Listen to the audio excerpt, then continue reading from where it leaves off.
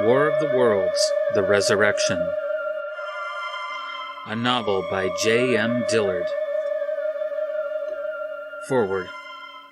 No one would have believed in the last years of the 19th century that this world was being watched keenly and closely by intelligences greater than man's, and yet as mortal as his own. That as men busied themselves about their various concerns, they were scrutinized and studied, perhaps almost as narrowly as a man with a microscope might scrutinize the transient creatures that swarm and multiply in a drop of water. With infinite complacency, men went to and fro over this globe about their little affairs, serene in their assurance of their empire over matter. It is possible that the infusoria under the microscope do the same. No one gave a thought to the older worlds of space as sources of human danger, or thought of them only to dismiss the idea of life upon them as impossible or improbable. It is curious to recall some of the mental habits of those departed days. Yet across the gulf of space, minds that are to our minds as ours are to those of the beasts that perish, intellects vast and cool and unsympathetic, regarded this earth with envious eyes, and slowly and surely drew their plans against us. H.G. Wells, The War of the Worlds, 1898.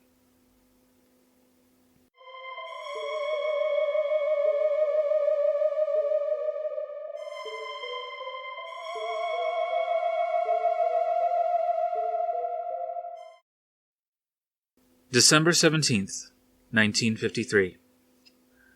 Prologue. The boy was dragged down into the nightmare again.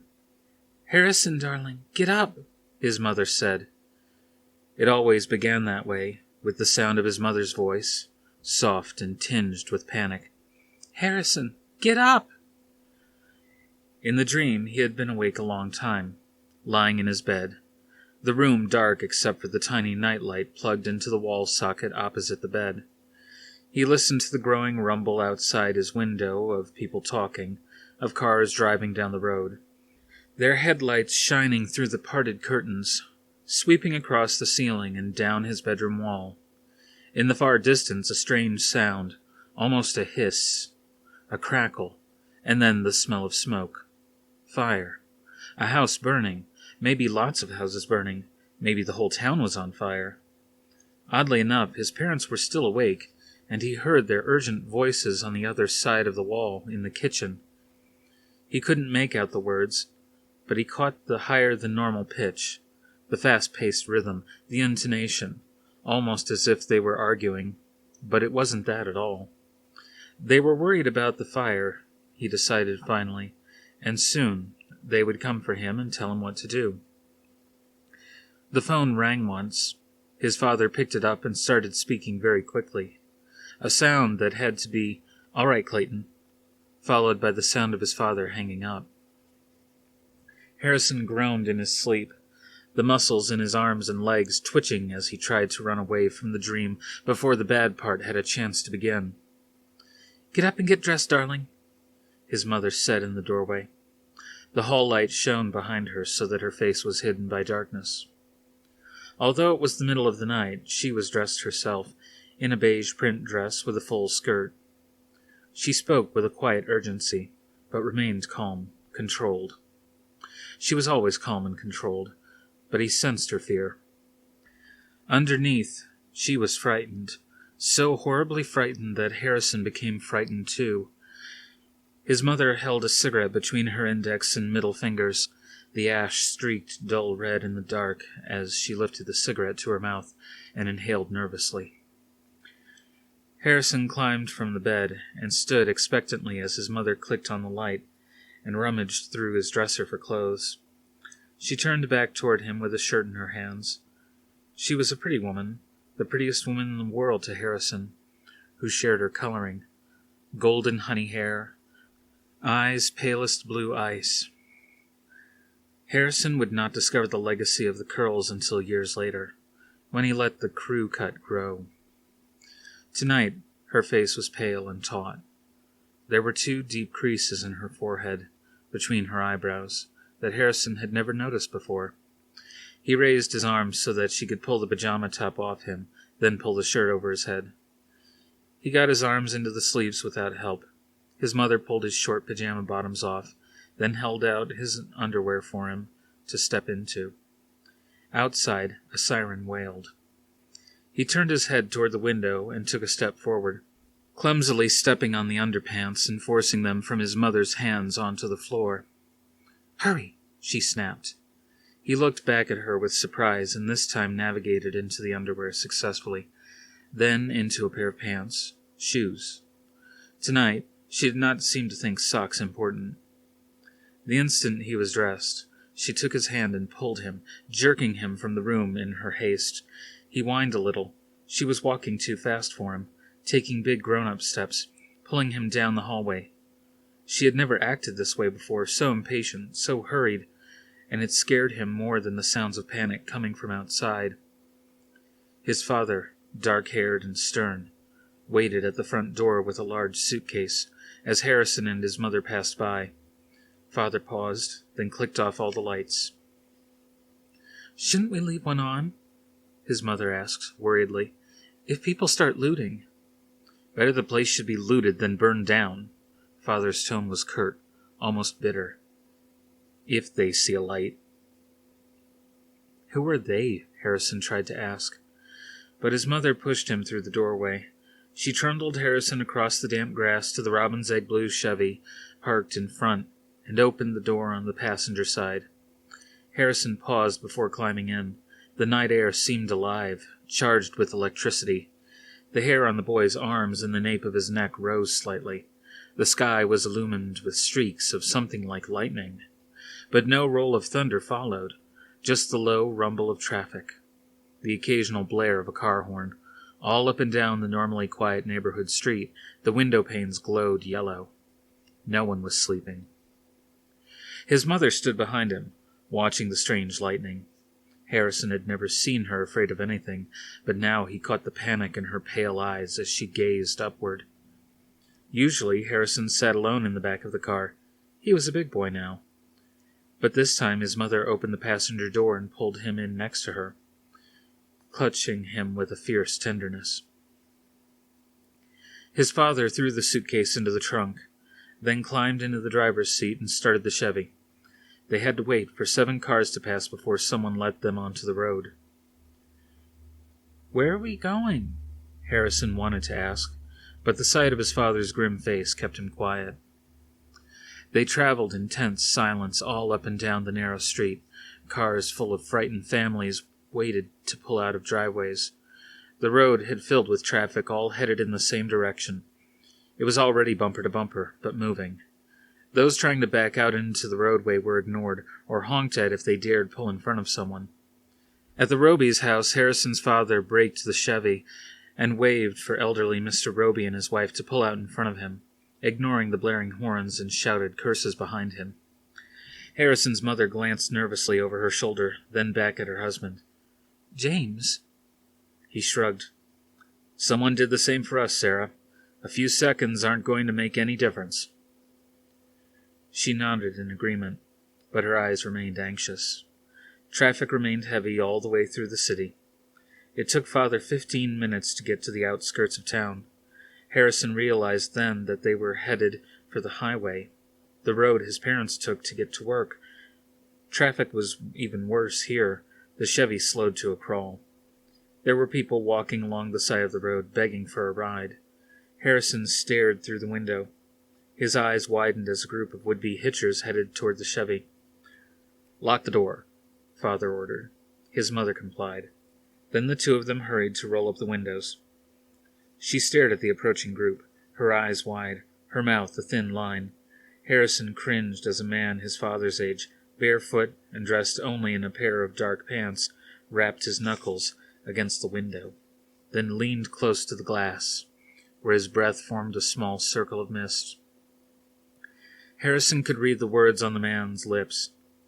"Please, lady, please." The man's face contorted as if he were about to cry. Others began pressing against the Chevy. The car rocked slightly. "We have a child. We can't stop," his mother cried. hugging Harrison closer to her. "I'm sorry. We can't stop." His father swore and blew the horn impatiently. The car in front of them had stopped. The man withdrew from the window, carried away on the tide of the jostling crowd as other desperate faces appeared in the window. Other hands clawed at the glass, and then a flash of light erupted from the sky and streaked through the crowd. People scattered, screaming. Harrison shrieked and hid his face against his mother's shoulder. When he looked out again, the people were all running away, toward the woods, across the open field. Car doors flew open as those inside bolted out to join those fleeing. The earth on the side of the road was blackened and smoking. A wide, grassy strip had caught fire. "Sarah, look." His father caught her elbow and pointed at a sight beyond the rear windshield. "One of their ships! No, 3 of them!" Harrison pressed his nose to the glass and stared. In the distant sky, 3 huge black-silver ships glided in triangular formation. To Harrison, they resembled the giant manta rays he had once seen at the aquarium. But a filament rose from the center of each ship, and atop each filament sat a large red eye. The eye, the most horrifying part, for it turned, studying the crowd, and then its gaze rested on the Chevy and on the people sitting inside. His mother made a strangled noise like a sob and pressed her son closer to her. Harrison's father unlocked and opened his door, his hand still grasping mother's arm. He pulled her out through the driver's side. She in turn pulled the boy with her. The 3 of them began to run hand in hand after the shrieking crowd, but the field was flat and grassy, and other than the distant woods, there was no place for them to run, no place Harrison could see to hide. His skin prickled, and he heard a strange hum, then a crash and the crackle of fire behind them. He swiveled his head to see the Chevy and 3 cars in front of it in flames. His parents ran even faster. Someone in the crowd bumped into him, and he tripped over a grassy mound and fell down. The crowd swept his parents along for a ways before his mother turned and screamed, "Harrison, no!" Of all the images in the dream, he saw this one the most clearly, the way it had really happened. His mother's blue eyes wild, bulging with fear, her mouth a perfect O, her beautiful face aglow with reflected firelight. "No!" People ran past her, bumping her, but she fought to keep her footing to make it back to him. "Harrison!" His father heard her shrill cries and turned. He clutched her by the shoulders to keep from being separated. They tried to force their way back, but the crowd swept them along so that they could barely hold their ground. Someone stepped on Harrison's leg, someone else on his back. He cried out and scrunched up into a tiny ball, covering his head to protect himself, and then the crowd was gone, and he lay alone on the ground. He pushed himself up so that only his lower half was lying in the grass, and looked behind him. One of the silver ships was drawing closer, its great red eye blinking at him. The hair on the back of his neck rose until it stood on end. His parents broke free of the crowd and began to run toward him.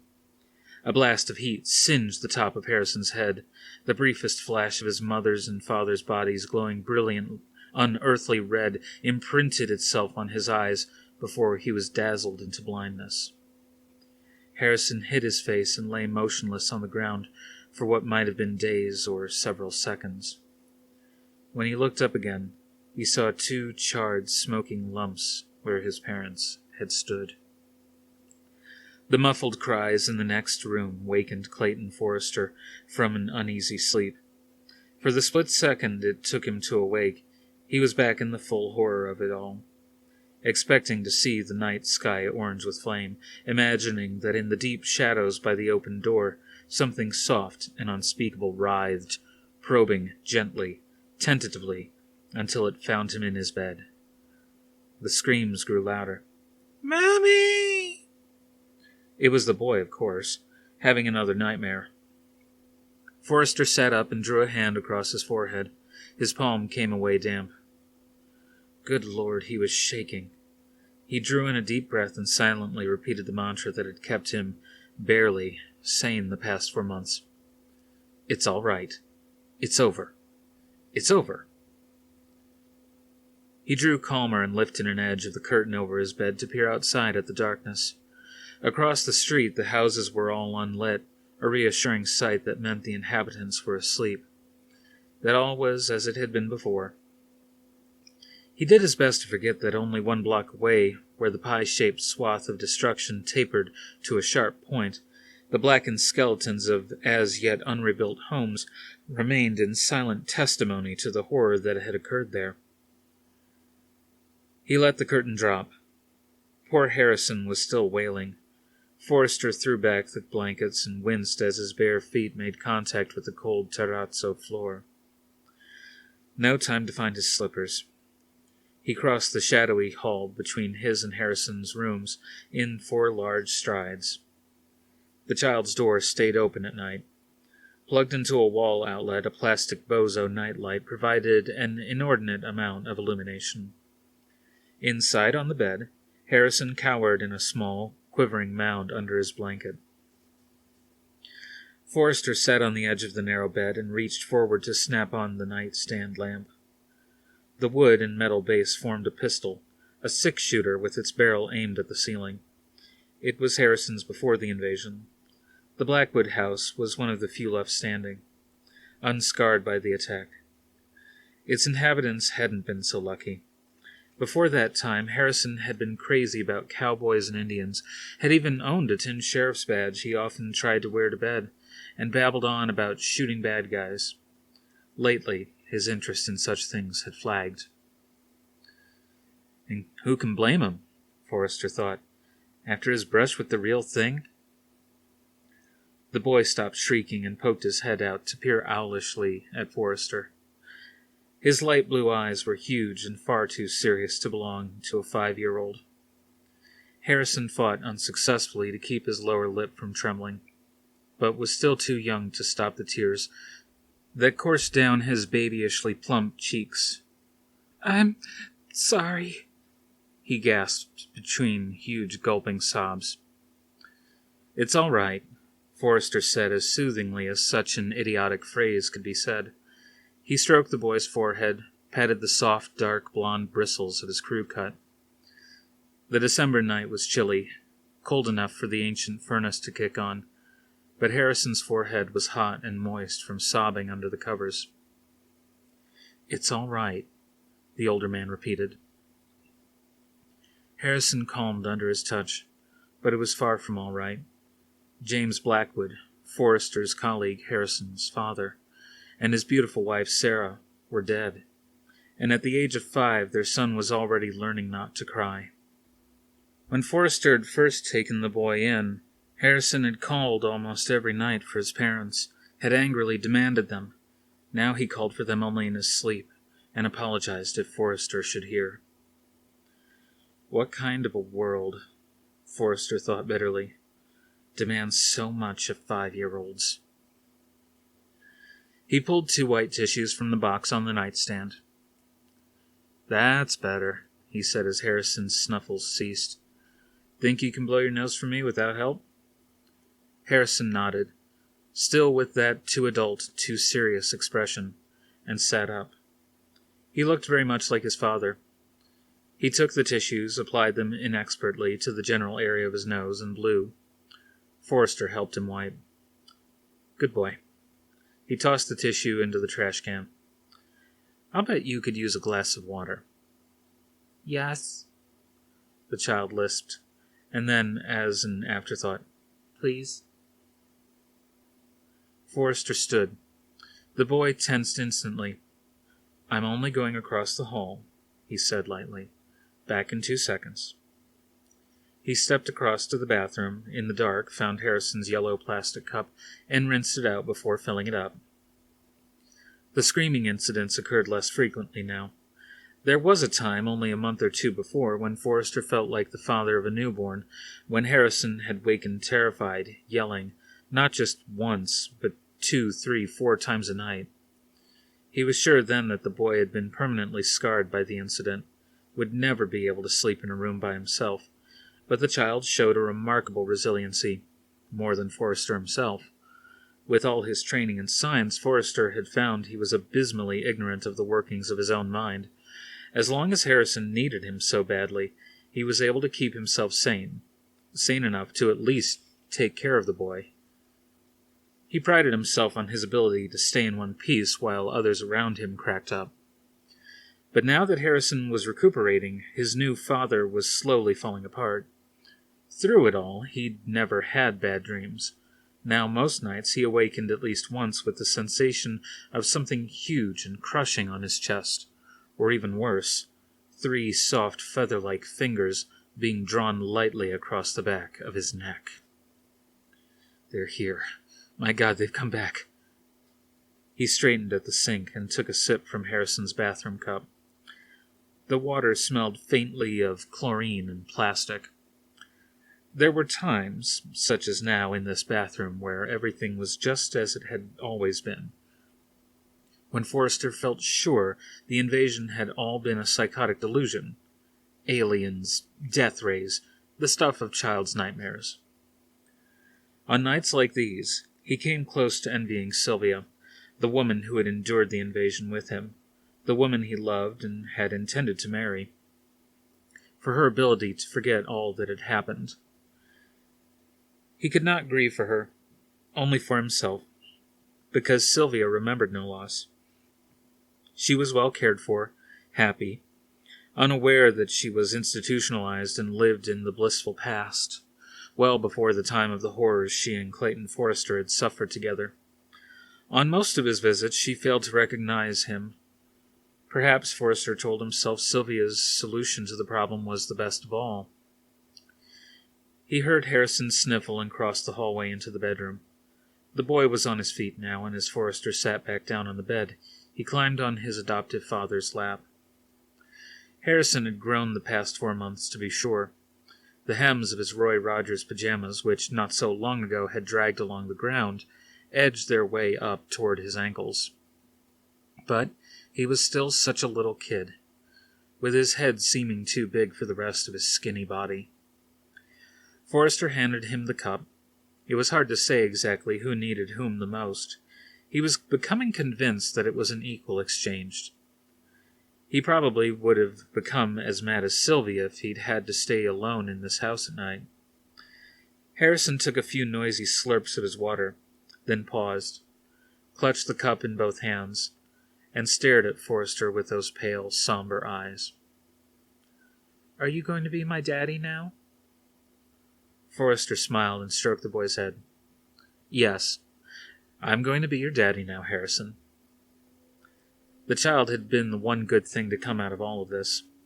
Forrester had already filed the adoption papers, and it was only a matter of time before Harrison would legally be his son. Even so, Forrester insisted that the child's name remain Blackwood, to ensure that James and Sarah's name would continue. "You aren't going to die, are you?"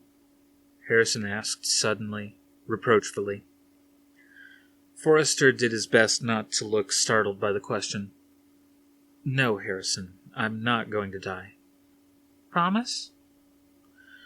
Forrester nodded, realizing rather guiltily that he was making a promise he might not be able to keep, but Harrison needed some certainty in his life now, even if it meant lying a little.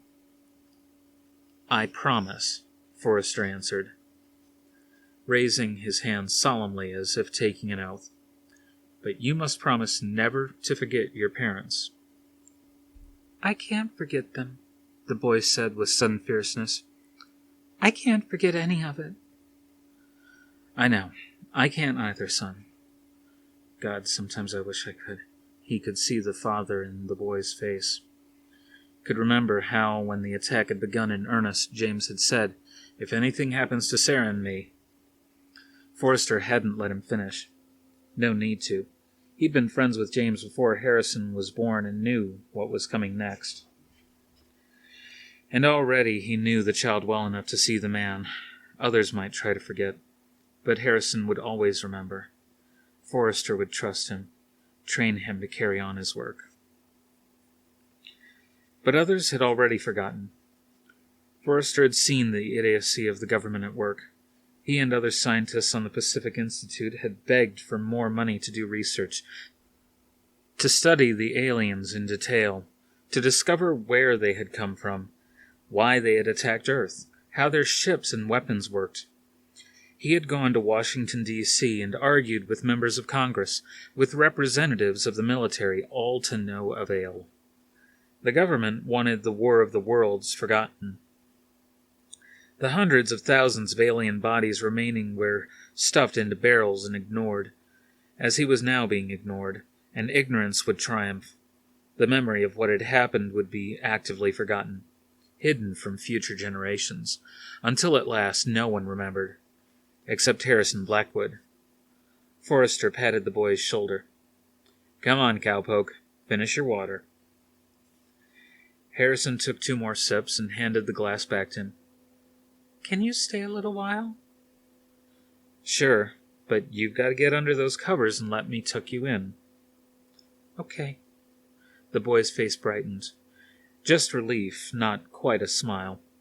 He hadn't smiled in 6 months, and Forrester expected it would be at least as long before he heard the boy laugh. Here it was, the week before Christmas, a time when kids were supposed to be eagerly awaiting a visit from Santa. With the solicitousness of a new parent, Forrester had carefully wrapped and hidden away toys, even put up a 5-foot pine tree in the living room. But Harrison wanted none of it. He showed no interest in helping to decorate the tree, refused to even acknowledge the fact that the holiday was approaching. Perhaps, Forrester reflected, because the boy knew that the one thing he wanted most in the world could never be given back to him. Harrison was not the only one to ignore Christmas. Not a single home in the neighborhood was strung with outdoor holiday lights this year. Harrison jumped into the bed with childish energy and pulled the covers up. Forrester tucked him in, then got a chair from the corner of the room, a comfortable adult-sized chair put there for just such emergencies, and settled into it. "I'm going to turn the light off, but I'll still be here, even though it's dark." Harrison seemed satisfied. "Good night, Daddy." Forrester smiled at his new title. "Good night, son." He turned off the pistol lamp. It wouldn't be the first time he'd spent the night in this chair, or the last. Sometimes he sat and read Harrison stories. Most of the time the boy, with his quick, restless mind, became bored with the predictable plots and asked questions about the real world. Forrester discovered to his delight that the boy was brilliant, a born scientist like his parents. Most of the questions were typical bright kid questions about the color of the sky, about why it rained. Sometimes, less often, he asked about the aliens. Why did they look so funny? How did their machines burn everything up? And somehow trying to explain them to Harrison made talking about them possible, provided Forrester himself with a means of dealing with what had happened. Science took the scariness out of it, made the fact of the invasion more tolerable, until Harrison asked a question Forrester couldn't answer, such as why the aliens would want to hurt his parents. Forrester sat in the darkness until the boy's breathing became regular.